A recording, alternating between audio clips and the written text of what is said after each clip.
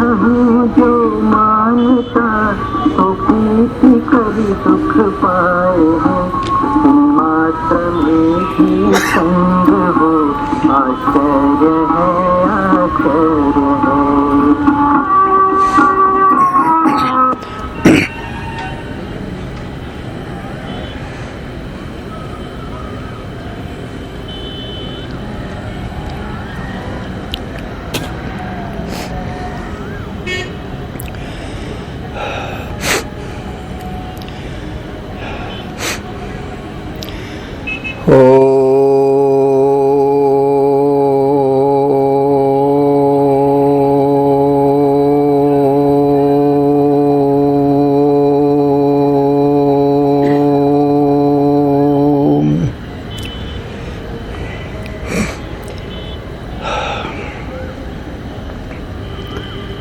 भगवति तव तीरे निर्मात्रा सनोहम विगत विषय तृष्णः कृष्णमाराधयामि। सकल कलुष भंगे स्वर्ग सोपान संगे, तरल तर तरंगे देवी गंगे प्रसीद। गंगा गंगेति यो ब्रूयात्, योजनानां शतैरपि मुच्यते सर्वपापेभ्यो विष्णुलोकं स गच्छति। चैतन्यं शाश्वतं शान्तं व्योमातीतं निरञ्जनं नादबिन्दुकलातीतं तस्मै श्रीगुरवे नमः। सर्वश्रुतिशिरोरत्नं विराजितपदाम्बुजं वेदान्ताम्बुजमार्तण्डं तस्मै श्रीगुरवे नमः। अज्ञानतिमिरान्धस्य ज्ञानाञ्जनशलाकया चक्षुः उन्मीलितं येन तस्मै श्रीगुरवे नमः। अखण्डानन्दबोधाय शिष्यसन्तापहारिणे सच्चिदानन्दरूपाय रामाय गुरवे नमः। अखण्डमण्डलाकारं व्याप्तं येन चराचरं तत्पदं दर्शितं येन तस्मै श्रीगुरवे नमः।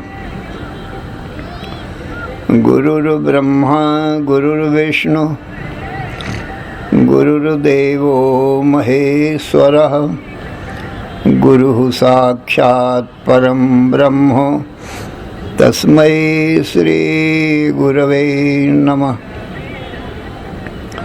न गुरोः अधिकं तत्त्वं न गुरोः अधिकं परं, गुरोः परतरं नास्ति तस्मात् सम्पूज्यते गुरोः। ध्यानमूलं गुरोर्मूर्तिः, पूजामूलं गुरोः पदं, मन्त्रमूलं गुरोर्वाक्यं, मोक्षमूलं गुरोः कृपा। ब्रह्मानन्दं परमसुखदं केवलं ज्ञानमूर्तिं, द्वन्द्वातीतं गगनसदृशं तत्त्वमस्यादिलक्ष्यम्। एकं नित्यं विमलमचलं सर्वधी साक्षिभूतं, भावातीतं त्रिगुणरहितं सद्गुरुं तं नमामि। ओम नमो ब्रह्मादिभ्यो ब्रह्म विद्या संप्रदाय कर्तृभ्यो वंश ऋषिभ्यो महद्भ्यो नमो गुरुभ्यः। सर्वोपप्लवरहितः प्रज्ञानघनः प्रत्यगर्थो ब्रह्मैवाहमस्मि। नारायणं पद्मभवं वसिष्ठं शक्तिं च तत्पुत्र पराशरं च व्यासं शुकं गौड़पदं महान्तं गोविन्दयोगीन्द्रं अथास्य शिष्यं श्रीशङ्कराचार्यम् अथास्य पद्मपादं च हस्तामलकं च शिष्यं तन्त्रौटिकं वार्त्रिककारम् अन्यान् अस्मद्गुरून् सन्ततम् आनतोऽस्मि। श्रुतिस्मृतिपुराणानाम् आलयं करुणालयं नमामि भगवत्पादं शङ्करं लोकशङ्करं। शङ्करं शङ्कराचार्यं केशवं बादरायणं सूत्रभाष्यकृतौ वन्दे भगवन्तौ पुनः पुनः। ईश्वरो गुरुः आत्मेति मूर्तिभेदविभागिने व्योमवद्व्याप्तदेहाय दक्षिणामूर्तये नमः। अशुभानि निराचष्टे तनोते शुभसन्ततिं स्मृतिमात्रेण यत्पुंसां ब्रह्म तन्मङ्गलं परम्। अतिकल्याणरूपत्वान् नित्यकल्याणसंश्रयात् स्मर्तॄणां वरदत्वाच्च ब्रह्म तन्मङ्गलं विदुः। ओङ्कारश्चाथ शब्दश्च द्वैतौ ब्रह्मणः पुरा कंठं भित्त्वा विनिर्यातौ तस्मान्माङ्गलिकौ उभौ। ओम तत्सत् परब्रह्मणे नमः। श्री राम जय राम जय जय राम। श्री राम जय राम जय जय राम। श्री राम जय राम जय जय राम। श्री राम जय राम जय जय राम। धर्म की अधर्म का प्राणियों में विश्व का हर हर महादेव। शरण शरण अकारण करुण करुणा वरुणालय।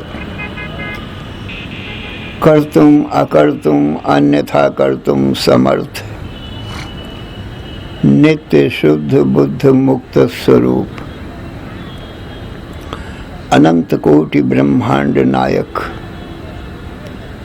परात्पर पूर्णतम पुरुषोत्तम परब्रह्म सच्चिदानंद घन सर्वज्ञ सर्वशक्तिमान सर्वाधार सर्वाधिष्ठान भगवान श्री कृष्ण से अर्जुन ने हाथ जोड़कर प्रार्थना किया, हे भगवान मेरे परम कल्याण का उपाय बतावें जिससे आत्यंतिक दुखों की निवृत्ति नित्य सुख शांति की प्राप्ति हो, मृत्यु की निवृत्ति अमृतत्व की प्राप्ति हो। मैं आपका शिष्य हूँ, आपकी शरण में हूँ। मेरा तन मन बुद्धि प्राण आपके चरणों में अर्पण है। तो भगवान श्री कृष्ण बोले, हे अर्जुन सावधान मन से श्रवण करो। इदं शरीरं कौन्तेय क्षेत्रम इत्यभिधीयते।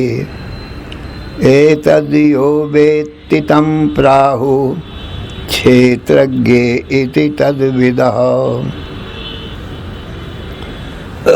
गीता अध्याय 13 का पहला श्लोक। अर्जुन, ये शरीर क्षेत्र है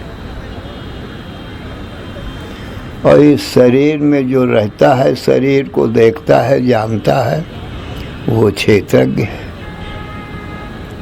क्षेत्र और ज्ञा,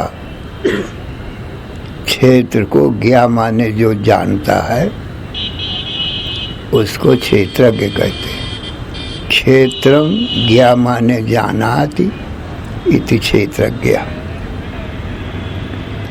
तो ये दो हो गए अलग अलग। जैसे खेत और किसान होता है तो दोनों अलग अलग है। किसान ज्ञानवान है, खेत को कोई ज्ञान नहीं होता है। खेत में जो बीज बोया जाता है, थोड़ा बोया जाता है और कई गुना वो खेत लौटाल के दे देता है। 10 मन गेहूं बो खेत में, तो ये खेत जो है 50 मन लौटाल के दे देते हैं। इसी प्रकार से अर्जुन, ये जो शरीर है ये भी खेत है। इसमें जो कुछ भी बोया जाता है, शुभ अशुभ कर्म, वो कई गुना होकर के उत्पन्न होता है। और क्षेत्रज्ञ माने ये खेत को जो जानने वाला किसान के समान है, इसी को वो मिलता है। अच्छा बोएगा तो अच्छा मिलेगा कई गुना, और बुरा बोएगा तो बुरा मिलेगा। किसी को आदर के वचन बोलेगा, मीठी वचन बोलेगा, तो वो दूसरे शरीर से भी मीठे वचन आएंगे। और यदि किसी को गाली देगा तो 4 गाली देगा तो उधर से 10 गाली आएगी। तो जो बोया जाएगा वही कई गुना आएगा। दुख देगा किसी को तो उधर से भी दुख आएगा, और सुख देगा तो उधर से भी सुख आएगा। दुख बोकर दुख ही काटोगे, बच सकते केवल सुख बोकर। जो कुछ दोगे वह आएगा, कितने ही गुना अधिक होकर। है अटल प्रकृति का यह विधान, मानव हो जाओ सावधान। ये प्रकृति का अटल विधान है। जो कुछ भी बोओगे वही अपने को काटने को मिलेगा। इसलिए मनुष्य को चाहिए कि किसी को दुख न देवे, नहीं तो उधर से भी दुख आएगा। सुख देवे तो सुख मिलेगा। भी जब अपना ही बोया हुआ मिलना है तो फिर सुख की खेती क्यों न करे। उधर से भी सुख ही सुख आएगा, अपने हाथ में है।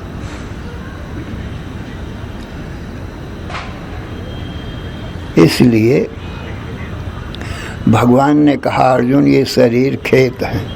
इदम शरीरम कौन्तेय क्षेत्रम इत्यभिधीयते। इस शरीर को खेत कहा जाता है। एतद् यो वेत्ति तं प्राहु क्षेत्रज्ञ इति तद्विदा। ये क्षेत्रज्ञ के विभाग को जो जानने वाले हैं वो यही बताते हैं। जो इस शरीर को जानता है, शरीर में रहता है और शरीर से अलग रहता है, वो क्षेत्रज्ञ है। तो हमारा तुम्हारा स्वरूप अर्जुन क्षेत्रज्ञ है, क्योंकि हम शरीर को जानते हैं, शरीर क्षेत्र है और शरीर हमको नहीं जानता है, इसलिए ये खेत के समान जड़ है, इसको कुछ ज्ञान नहीं है।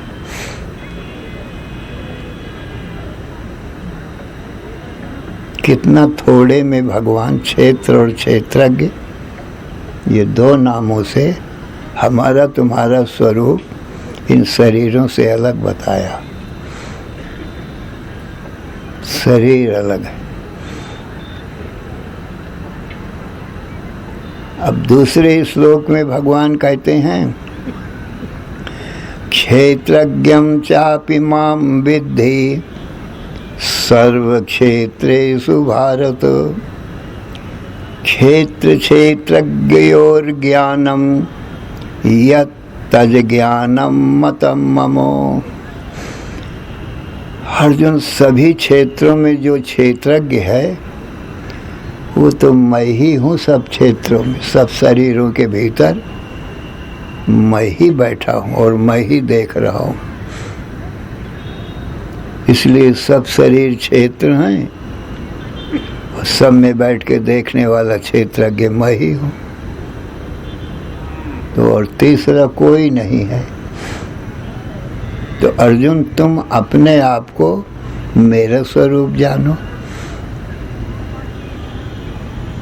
और जितने भी ये शरीर हैं ये सब क्षेत्र हैं।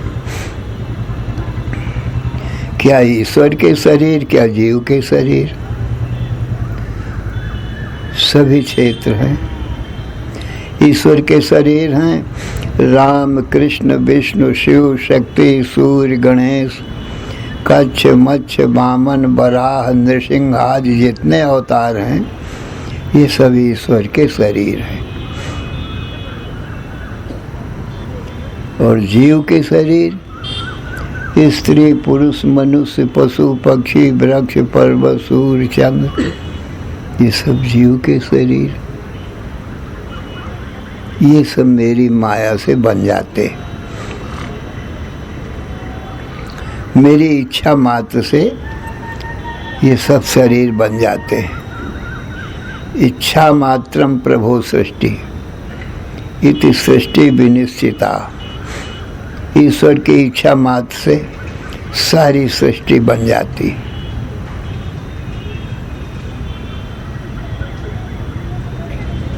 इसलिए ये सब मेरी इच्छा को मेरी माया समझो। इसलिए जितना ये संसार दिखाई पड़ रहा है ये मेरी माया है, और सब में बैठ के देखने वाला अकेला मैं ही हूँ। देव हो, दानव हो, मानव हो, पशु हो, पक्षी हो, वृक्ष, पर्वत, सूर्य, चंद्र हो, कोई भी हो, मक्खी मच्छर हो, सब शरीर मेरी माया से क्षण मात्र में बन जाते हैं। देर नहीं लगती है, क्योंकि सामग्री लेता नहीं हूँ। जो चीज इच्छा से बनती है उसमें सामग्री की जरूरत तो नहीं पड़ती है। इच्छा किया मकान बन गया, कोई सामग्री जरूरत नहीं। ऐसे ही इच्छा किया संसार बन गया, सामग्री की जरूरत नहीं। तो अर्जुन, जो चीज बिना सामग्री से बनती है, माया से बनती है, वो सत्य नहीं हुआ करती है। इंद्रजालवत, इंद्रजाली पुरुष बिना सामग्री के बहुत चीज बना देता है। देवता लोग भी बिना सामग्री के अनेक चीजें बना देते हैं और स्वयं बहुत रूप धर लेते हैं। ऐसे ही दैत्य लोग भी, रावण आदि दैत्य भी अपनी माया से बहुत रूप बना लेते हैं। जब राम रावण युद्ध हो रहा था तब रावण ने अपनी माया से हजारों रावण बना लिया। हजारों अंगद, हनुमान, सुग्रीव, विभीषण बना लिया। और रामादल के ऊपर ही अस्त्र शस्त्र डालने लगा। अब पहचान में नहीं आते हैं कौन असली रावण है, कौन नकली है, कौन असली हनुमान है, कौन नकली हनुमान है। एक जैसे हजारों हैं। तो रामादल सब भालू बानर भागने लगे रावण की माया से। भगवान राम ने देखा कि रावण माया से युद्ध कर रहा है, हमारी सेना भाग रही है। तो राम ने एक बाण मारा, रावण की सारी माया कट गई। वह एक रावण रह गया और सब खत्म। तो सज्जनों, ये देवता लोग, दैत्य लोग तो भगवान की यत किंचित थोड़ी सी माया पाकर के ये थोड़े रूप धर लेते हैं। भगवान तो संपूर्ण माया के पति है ना, इसलिए सारा विश्व ब्रह्मांड का रूप बना लेते हैं माया से। इसमें क्या आश्चर्य है। ऐसे ही योगी लोग भी अपनी योग माया से हाथी, घोड़ा, सिंह, व्याघ्र बन जाते हैं, अपने असली रूप को छिपा लेते हैं, आकाश में बाग बगीचे लगा देते हैं, कुटी बना लेते हैं आकाश में योग माया से। तो योगी मनुष्य भी भगवान की थोड़ी बहुत माया पा करके ये सृष्टि रच लेता है आकाश में। भगवान तो संपूर्ण माया के पति। वो सारा संसार यदि क्षण मात्र में बना लें तो कौन सा आश्चर्य है सज्जनों। एक चुड़ाला राम की रानी थी, वो माया जानती थी, योग माया जानती थी। तो एक समय की बात है, जो उसका स्वामी था राजा, उसको वैराग्य हुआ। जब वैराग्य हुआ तो रात में रानी को सोते हुए छोड़ करके और वो वन को चला गया। और रानी जाग रही थी। उसने देखा मेरे स्वामी को वैराग्य हुआ और ये वन में चले गए। सो वो भी आकाश मार्ग से और अपने स्वामी को देखते देखते कि ये कहाँ जा रहे हैं, वो भी गई। और राजा घोर जंगल में गया और एक नदी के किनारे घास फूस की झोपड़ी बनाया, घास का कुसा का आसन बनाया और जंगली एक तुम्बा लौकी का उसका कमंडलू बनाया और उसमें पानी रखता, झोपड़ी में रहता, आसनी में बैठ करके भगवान का ध्यान चिंतन भजन करता, कंदमूल फल खाता जंगल में। और रानी ये सब देख करके और लौट आई और नगर में कह दिया मंत्रियों से कि राजा इस समय तीर्थ यात्रा को गए हैं, अच्छी प्रकार से राज्य का देखभाल करना, गड़बड़ी नहीं करना, कुछ दिन में आ जाएंगे। इस प्रकार से सज्जनों कई वर्ष बीत गए सज्जनों राजा को तपस्या करते हुए। तो बिना गुरु के ज्ञान होता नहीं है। रानी चुड़ाला ने सोचा राजा को ज्ञान तो है नहीं कुछ, सत्य क्या है असत क्या है। सत असत के ज्ञान हुए बिना कल्याण होता नहीं है। तो इनको किसी प्रकार से ज्ञान देना चाहिए। तो एक दिन जो है रानी एक ऋषि का वेश बना करके और राजा के कुटी के आसपास नदी के किनारे घूमते घूमते पहुंच गई।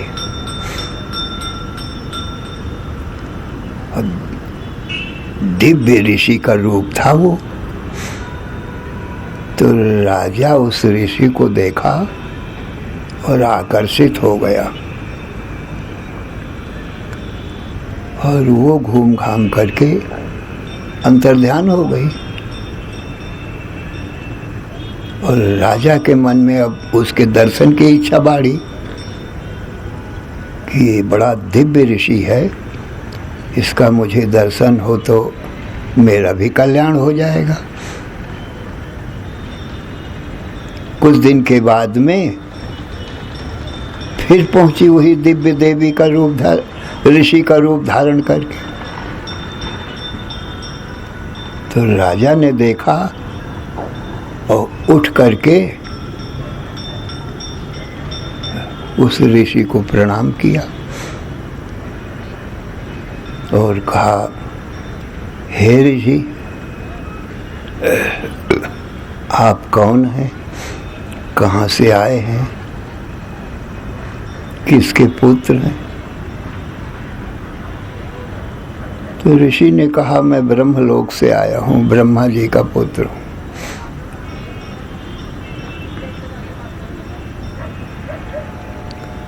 तो कहा,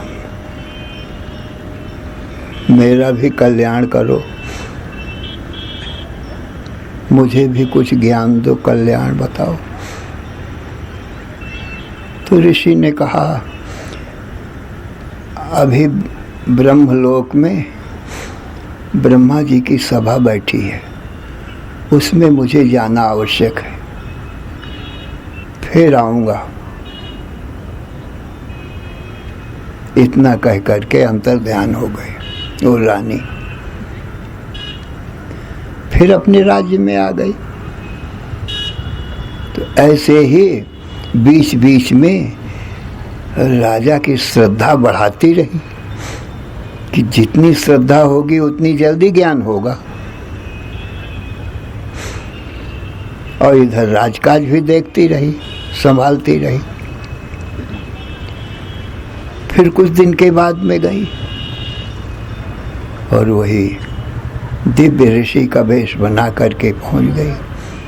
फिर राजा ने प्रणाम किया और कहा, मेरे कल्याण का उपदेश करो।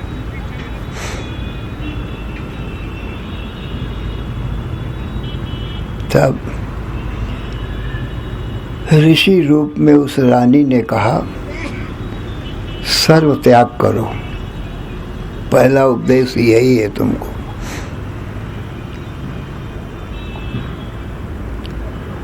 तो कहा, अब मेरे पास तो सर्व त्याग के लिए क्या है, ये झोपड़ी है, ये आसन है कुसा का, और ये पानी भरने के लिए तुम्बा है लौकी का।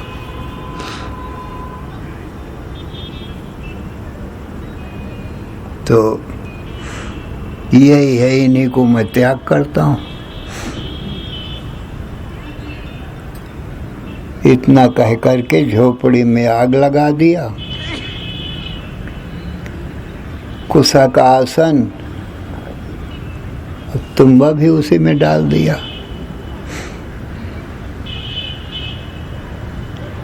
कहा, प्रभु अब तो सर्व त्याग हो गया न मेरा, अब मेरे कल्याण का उपदेश आप करो।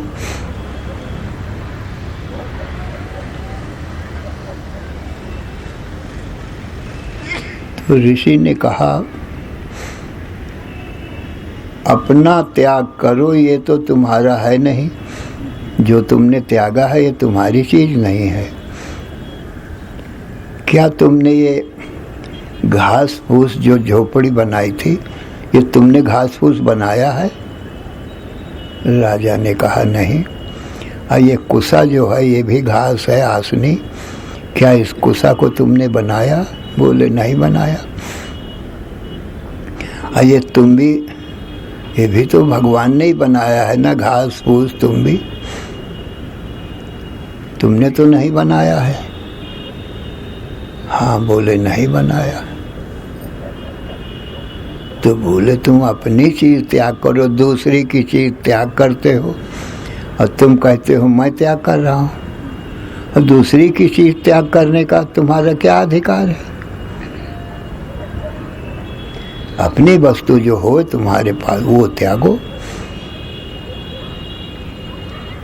तो राजा ने कहा, अब मेरे पास और क्या है, मेरा शरीर ही है, जलती हुई आग में इसी को डाल देता हूं। इतना कहकर जो डालने को चला तो रानी को ऋषि ने रोका, कहा, राजन ठहरो, विचार करके त्याग करो। जिस शरीर का तुम त्याग करने जा रहे हो, क्या सच तुमने बनाया है इस शरीर को? क्या इस शरीर में एक रोम भी तुमने बनाया है? पूरा शरीर को तो छोड़ो, एक हाथ पांव या एक अंगुली या एक रोआ बनाया है तुमने?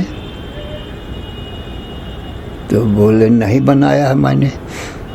तो फिर बोले, दूसरी की चीज त्यागने का तुम्हारा क्या अधिकार है?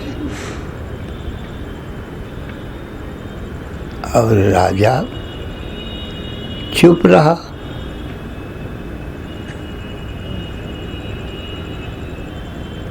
तो कहा, फिर मेरा क्या है? शरीर मेरा नहीं, कुछ भी मेरा नहीं, सारा संसार बोले भगवान ने बनाया है, इसलिए सारा संसार भगवान का है, तुम्हारा इसमें कुछ भी नहीं है।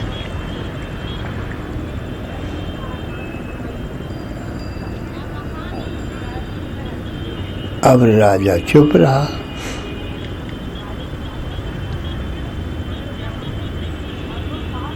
फिर रानी ने कहा, भगवान के सिवाय दूसरा कोई नहीं है। इस शरीर के भीतर जो जीवात्मा है वो भी भगवान है, और ये सारा संसार भगवान ने ही बनाया है। तो जीवात्मा भी तुम नहीं हो, वो जीवात्मा भी भगवान का स्वरूप है। तो फिर तुम्हारा अपना क्या है? कुछ नहीं। जीवात्मा भी भगवान, और ये संसार भगवान ने बनाया है, अब मेरा तो कुछ भी नहीं है।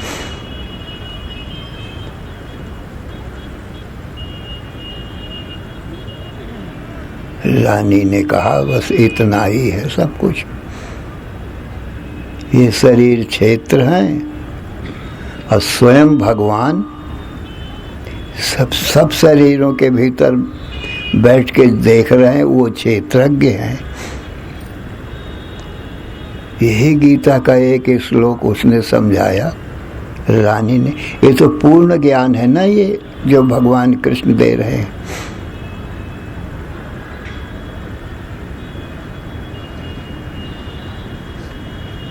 दूसरी चीज तीसरी चीज नहीं, क्षेत्र और क्षेत्रज्ञ जो भी दिखाई पड़ रहे हैं, सारा संसार शरीर ही शरीर दिखाई पड़ रहे हैं, ये भगवान की माया से बनते हैं और बिगड़ जाते हैं। और स्वयं भगवान इसमें बैठे हैं जीवात्मा के रूप में, उनका जन्म मरण होता नहीं है।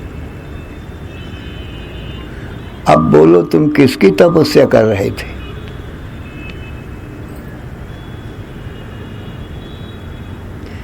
किसको जानना है अब तुमको? भगवान की तपस्या, भगवान का भजन कर रहे थे न तुम। तो भगवान तो स्वयं जीवात्मा के रूप में है, और ये सारा संसार क्षेत्र है, ये भगवान की माया से बना है।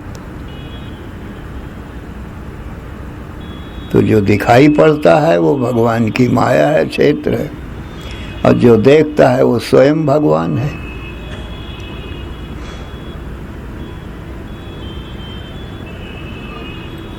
राजा चुप रहा, कुछ न बोला।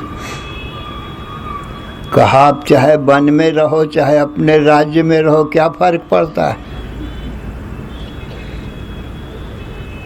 इसलिए अब वन में इस शरीर को कष्ट क्यों देते हो? ये भगवान का दिया हुआ शरीर है, और तुमको जो कार्य भगवान ने सौंपा है, राजकाज करने का तुमको कार्य सौंपा है भगवान ने, तो भगवान की आज्ञा मान करके और सारे राज्य को पुत्रवत पालन पोषण करो। ये भगवान की आज्ञा है राजा के लिए, क्षत्रिय के लिए, तो उनकी आज्ञा का पालन करो। इतना कह करके कहा चलो। सो अपने योग बल से वो रानी चुड़ाला ने राजा को भी आकाश मार्ग से उड़ा करके ले चली।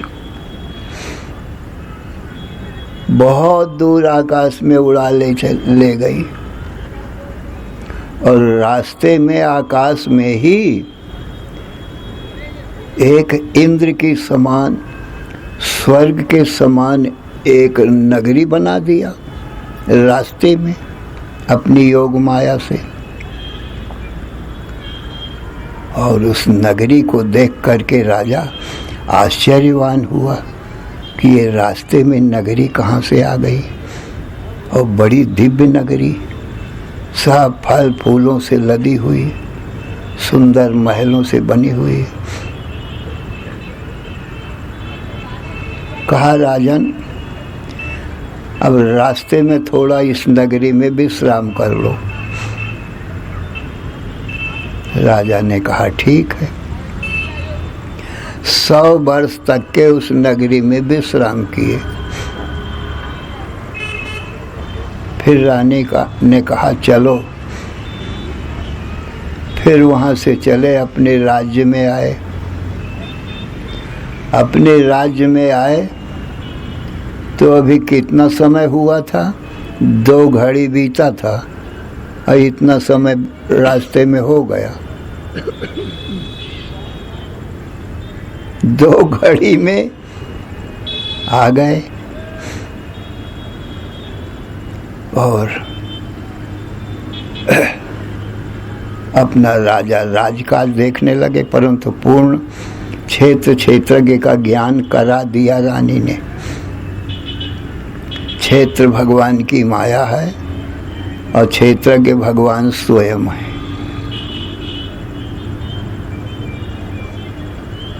और तीसरा कोई है नहीं। तो यही भगवान श्री कृष्ण अर्जुन से कहते हैं, क्षेत्रज्ञं चापि मां विद्धि सर्वक्षेत्रेषु भारत, क्षेत्र क्षेत्रज्ञयोर ज्ञानम यत्तज ज्ञानम मतम ममो। अर्जुन, क्षेत्र और क्षेत्रज्ञ 2 ही पदार्थ हैं। सब क्षेत्रों में जो क्षेत्रज्ञ है वो स्वयं मैं ही हूँ। तो जीवात्मा तो मैं ही हूँ। मैं ही शरीरों के भीतर रहता हूँ तो जीवात्मा कहा जाता हूँ। शरीरों के बाहर रहता हूँ परिपूर्ण, तो मुझे ही परमात्मा कहते हैं, पर मैं अखंड हूँ। जैसे आकाश घटमठ के भीतर रहे तो घटाकाश मठाकाश कहा जाता है, घटमठ के बाहर रहे तो उसको महाकाश कहते हैं, पर आकाश अखंड है। ऐसे इन शरीरों के भीतर भी मैं ही हूँ और बाहर भी मैं ही हूँ। मेरे सिवाय दूसरा चेतन दृष्टा साक्षी कोई दूसरा है ही नहीं। दृष्टा ब्रह्म है, दृश्य माया है। दृश्य सब क्षेत्र दृश्य है। इतना संपूर्ण ज्ञान है अर्जुन, तो तू क्षेत्रज्ञ है, माने मेरा स्वरूप है। और तेरा शरीर, मेरा शरीर, सारे संसार के शरीर, ये सब क्षेत्र है, मेरी माया से बन जाते हैं क्षण मात्र में। इच्छा मात्रम प्रभु सृष्टि, इच्छा ईश्वर करते हैं, सारी सृष्टि तैयार। तो जो इच्छा से चीज बनती है बिना सामग्री के बन जाते। बिन सामग्री उपजत याते, जग प्रपंच इम मिथ्याताते। बिना सामग्री के जो चीज बने वो झूठी होती है।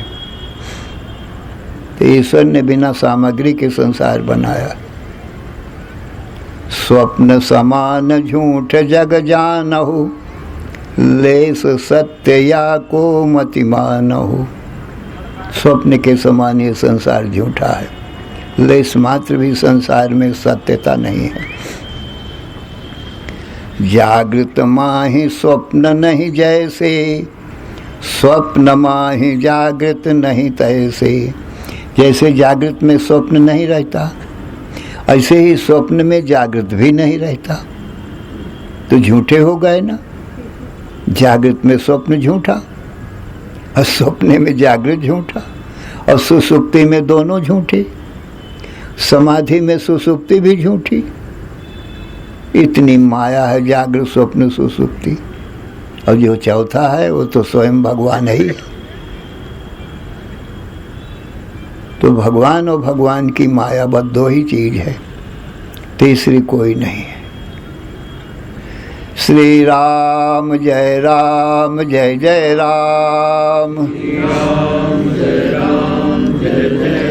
श्री राम जय राम, जय जय राम। श्री राम जय राम, जय जय राम। धर्म की अधर्म का, प्राणियों में विश्व का, हर हर महादेव। बोलो सच्चिदानंद भगवान की जय।